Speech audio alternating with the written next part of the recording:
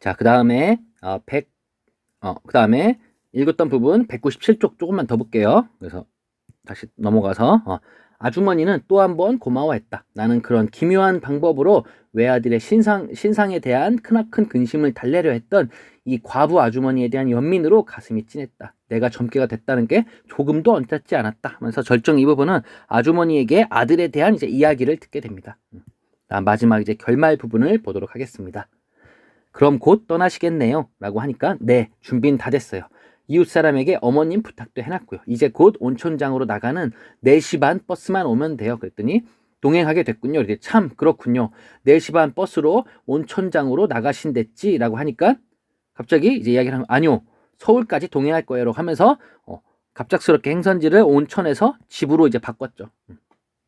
그래서 다음 부 왜 바꿨는지 부분이 나오겠죠. 오늘 안으로 서울로 가리라는 결정을 나는 순식간에 내렸고 그러자 마음이 그렇게 편안해질 수가 없었다라고 이제 나와 있는 부분이 되겠습니다. 자, 그러면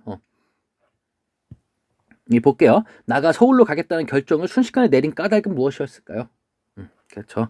아주머니의 마음을 이해하고 그 다음에 그녀가 연민하게 되면서 동시에 이산의 슬픔을 품고 살아온 남편의 마음을 이제 이해하게 된 거죠. 그래서 가족의 소중함을 깨달았기 때문에 이제 서울로 가겠다고 결정을 갑자기 내린 거죠. 그랬더니 아주머니가 시어머니에게 다녀오겠다는 인사를 하러 들어갈 때 나도 따라 들어갔다. 고부간이라는 거는 시어머니와 며느리 사이. 사실은 이게 친하게 되게 어려운 사이죠. 고부간에 비슷하게 늙은 손이 서로 꼭 맞잡았다. 어머님, 저 서울 좀 다녀오겠어요.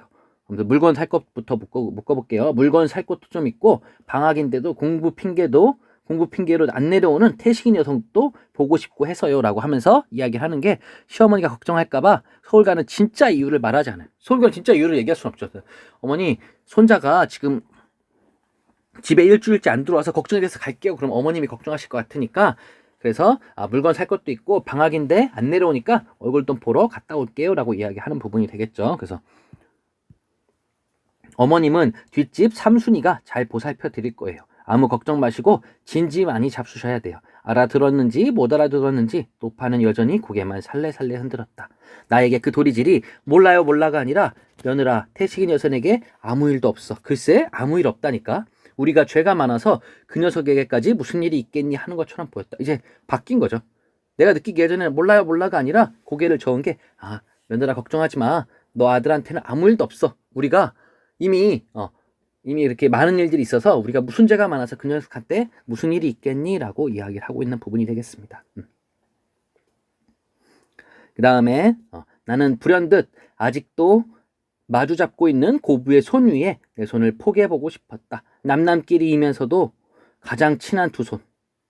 대사업의 동업자끼리이기도 한 이 두 손 사이를 맹맥이 끊임없이 줄기차게 흐르고 있는 그 무엇을 내 손으로 맥을 짚어보고 느끼고 오래 기억해두고 싶었다. 마치 이 세상 온갖 것 중 여기 볼게요. 허망하지 않은 단 하나의 것. 그게 뭐냐면 가족에 대한 사랑이 되겠죠. 그것에 닿아볼 수 있는 처음이자 마지막 기회라도 된 듯이 나는 감지덕지 그 일을 했다. 손을 올려놨던 거죠. 그래서 거칠지만 푸근한 두 손 위에 내 유약한 한 손이 경건하게 보태졌다 라고 하면서 여기까지 묶어볼게요. 나는 불현듯부터 그다음에 경건하게 보태졌다까지 묶어보면은 여인숙의 시어머니와 며느리는 피가 섞이지 않은 남남이죠. 사실은 친하긴 힘든 거죠. 그죠? 근데 함께 비참한 일을 겪었고 그로 인한 상처를 함께 견디면서 살아온 가장 친한 사이가 돼버린 거죠. 그래서 나는 이 두 사람에 대해서 이해하고 이제 존경하고 그다음에 감동의 마음을 들어서 그들이 마주 잡은 손 위에 자신의 손을 이렇게 올려놓은 거죠. 그 다음에 할머니 안녕히 계세요. 노파는 또 계속 고개를 살래살래 흔들었지만 나는 노파가 라고 하면서 거기 볼게요. 너는 결코 헛살지만은 않았어. 헛살지 않았고 말고 라고 하는 부분이 나가 노파로부터 받은 위로와 격려가 되겠죠. 그래서 너 잘 살아온 거야 라고 하는 그런 격려를 받으면서 하는 것처럼 느꼈다 라고 되어 있습니다. 여기까지를 묶어서 결말 부분을 보면 나는 고부의 삶을 통해서 나의 삶이 어땠냐면 그 부에서 내려온 남편의 딸아이를 열심히 키웠잖아요. 그 삶이 헛되지 않았음을 깨닫고 집으로 돌아가기로 이제 결심을 합니다. 여기까지가 이제 결말 부분이 되겠습니다. 굉장히 감동적인 소설이죠. 보면은. 그래서 이 소설은 우리가 6.25 전쟁에 대해서 다시 한번 생각해 봐야 돼요. 그래서 그런 부분에 대해서 잘 쓴 굉장히 감동이 있는 소설을 우리 봤습니다.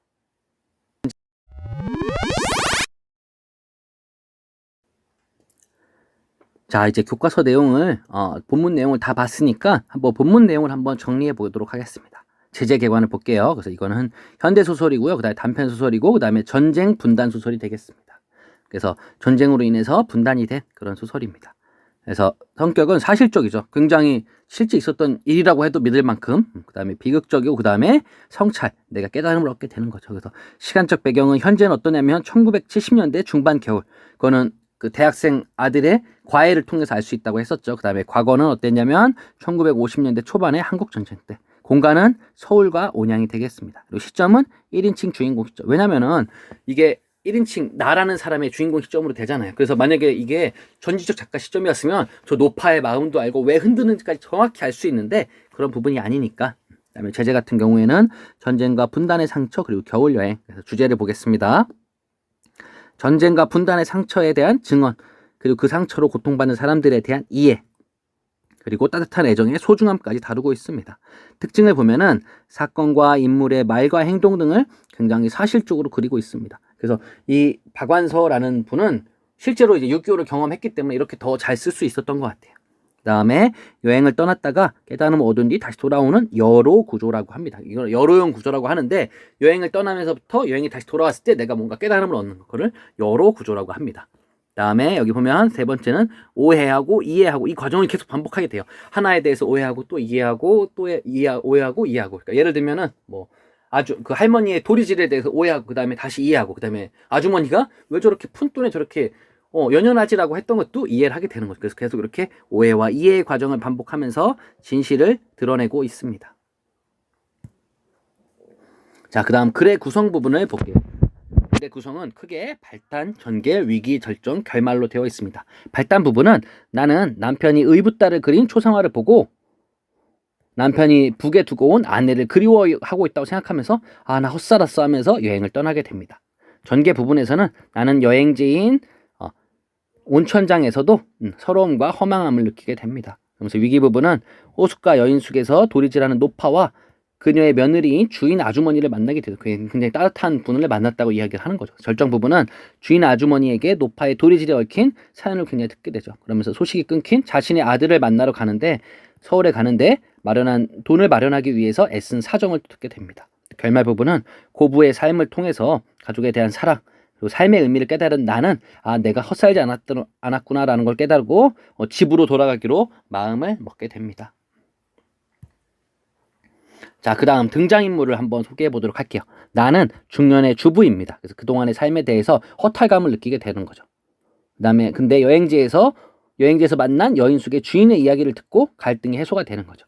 이건 어떻게 보면 그냥 자기 혼자서 해결이 된 거죠. 나의 남편을 보도록 하겠습니다. 나의 남편은 중견의 화가입니다. 아까 그림을 그린다고 했었죠. 그래서 6.25 전쟁 때 북의 아내와 생이별하고 딸을 데리고 밑으로 월남했다가 나와 결혼하게 됩니다. 아주머니는 여인숙의 주인이고 6.25 전쟁 때 남편을 잃게 됩니다. 그리고 시어머니를 극진히 봉양하고 서울로 유학 간 아들을 정성껏 뒷바라지하고 있습니다. 그럼 아주머니의 남편은 어떠냐면 6.25 전쟁 때 충청도 어느 지역의 면장 그리고 처가에 피신했다가 서울이 수복됐다는 이야기를 듣고 집에 돌아왔는데 인민군의 총에 맞아 죽게 되는 거죠. 노파를 보도록 하겠습니다. 아주머니의 시어머니죠. 6.25 전쟁 때 아들을 잃은 충격으로 계속 도리질이라는 고질병을 앓고 있는 거죠. 그래서 이런 부분을 한번 등장인물의 소개까지 한번 정리해 봤습니다. 자, 그러면 이런 겨울 나들이 같은 이런 구성을 액자식 구성이라고 해요. 여러분들 액자 어떻게 생겼어요? 이렇게 액자 있고 여기 이렇게 그림이 그려져 있잖아요. 그죠?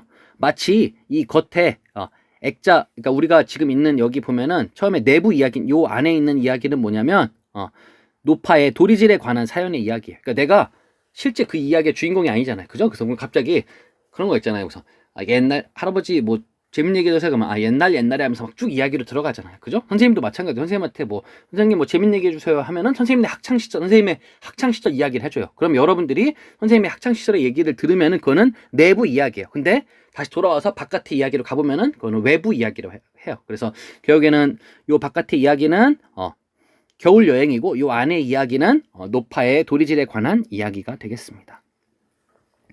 그래서 한국 전쟁 중 면장이던 아주머니 남편이 집을 떠나 처가로 피신합니다. 그리고 아주머니는 어리숙하고 고지식한 어머니가 꼬임에 빠져서 남편이 가 있는 곳을 실추하면 어쩌나 하면서 모른다를 가르쳐요. 그래서 그거를 시어머니가 고지고대로 다 따라해요. 근데 인민군이 채 물러나지도 않았는데 남편이 서울이 수복됐다는 얘기를 듣고 집으로 돌아오게 되죠. 그리고 뒤란에서 인민군을 맞닥뜨리는 시어머니는 배운 대로 그냥 몰라를 되풀이합니다. 놀라 뛰어갔던 아주머니의 남편이 인민군의 총에 맞고 죽게 되고 그 후로 시어머니의 도리질은 고질적인 병이 되게 됩니다. 자, 그러면 한국전쟁이 등장인물의 삶에 미친 영향을 한번 보도록 할게요. 여기 한국전쟁이 등장인물의 삶에 영향을 끼친다고 얘기했었죠. 그래서 나라는 인물은 어떠냐면 전쟁 중 이북의 아내와 노부모를 두고 어린 딸만 업고 온 지금의 남편하고 결혼을 하게 되고 하숙집 여인죽 아주머니는 전쟁 중 인민군의 총에 맞고 남편이 죽고 홀로 시어머니를 모시며 외아들을 키워옵니다. 그래서 이러한 한국전쟁이 삶에 미친 영향이 어떠냐면 가족의 사망. 여기 보면 이 여인숙 아주머니는 여기 남편이 사망하죠. 이산은 떨어지는 거죠. 그래서 나의 남편은 이렇게 노부모와 아내를 두고 오게 되는 거죠. 이내 가족이 해체되고 깊은 정신적 상처를 입게 된다라는 부분까지 잘 봤습니다. 자, 그 다음에 여행이 끝날 무렵 나의 깨달음을 보도록 하겠습니다. 시어머니를 아주 정성껏 보살피고 소식이 끊긴 아들을 지극히 염려하는 아주머니의 모습에서 나는 연민을 느끼게 되죠. 그리고 그로 인해서 나는 깨달음을 얻게 되죠. 그래서 가족과 더불어 서로 사랑하고 상처를 보듬으면서 살아가는 삶이 진정으로 의미 있는 것이다를 이 시어머니와 그 아주머니를 통해서 내가 배우게 되는 거죠. 그러면서 내가 다시 서울로 가겠다는 결심을 하게 되는 거예요. 그래서 나의 내면적 갈등이 해소됩니다. 처음부터 남편하고 나하고 갈등이 있던 게 아니에요. 그죠? 나 혼자 남편에 대해서 생각을 하면서 나 안 돼라고 하면서 내 내면적 갈등이 되잖아요. 그죠? 그래서 내면적 갈등이 해소하게 됩니다.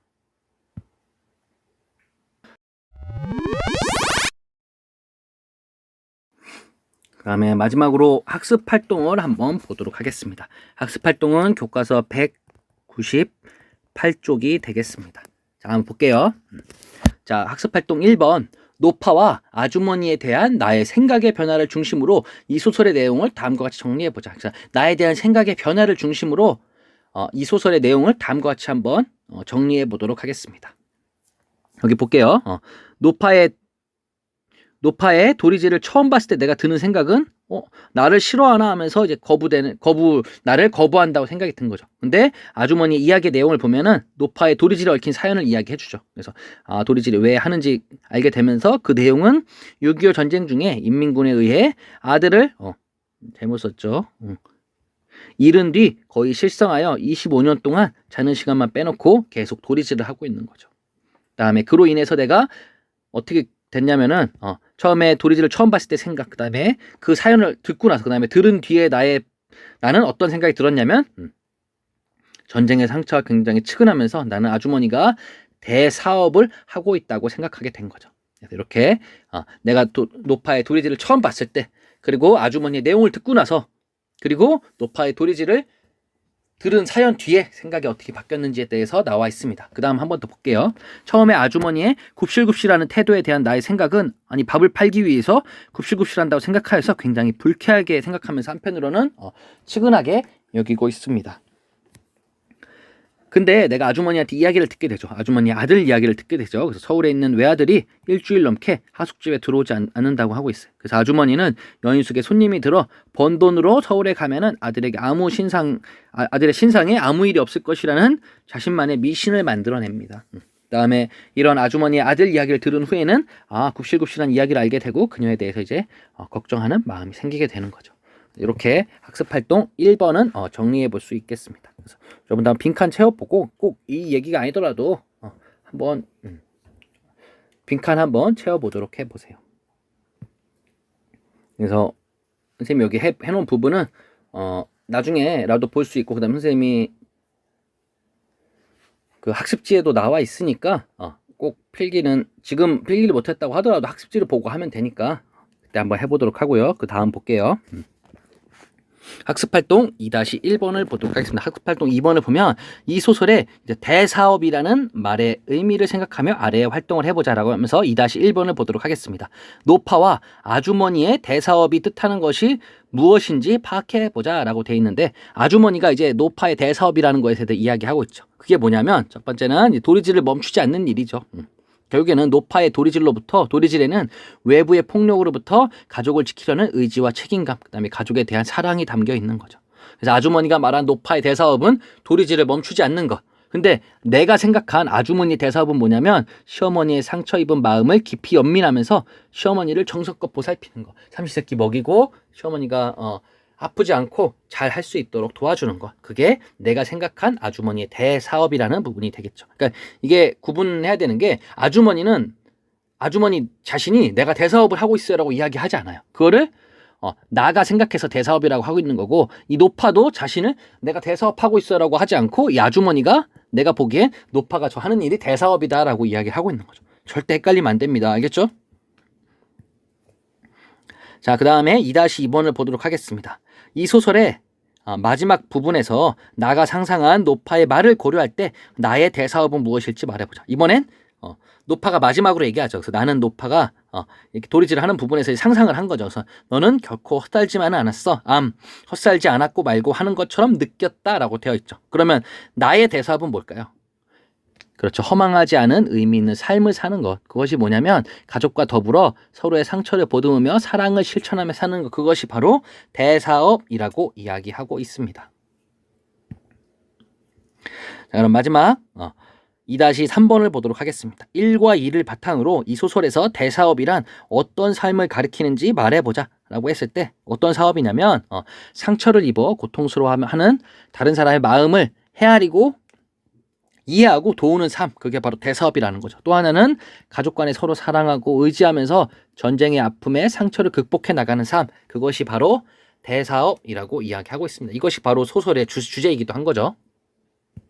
그래서 혹시 필기를 못한 학생은 지금 한번 필기를 해보도록 합시다. 그래서 이게 다 됐고요. 그래서 이렇게 전쟁이라는 것에 대해서 좀 봤어요. 그래서 여러분들은 전쟁하고 조금은 이제 거리가 좀 있는 것 같아요. 여러분들한테. 왜냐면 여러분들은 직접 경험하지 않았고, 선생님도 그렇잖아요. 직접 경험하지 않았잖아요. 근데 얘기로만 들었잖아요. 그죠? 그렇지만 이렇게 소설을 통해서도 우리가 간접적으로 한번 그 경험을 해봤다고 볼 수가 있겠습니다. 자, 그럼 마지막으로 200페이지 내용을 좀 정리해 보도록 할게요. 자, 보면은 겨울 나들이는 자신이 허망한 삶을 살았다는 생각에 못 견뎌 혼자 떠난 겨울 여행길에서 주인공이 우연히 만난 고부의 이야기를 중심으로 한 소설이다.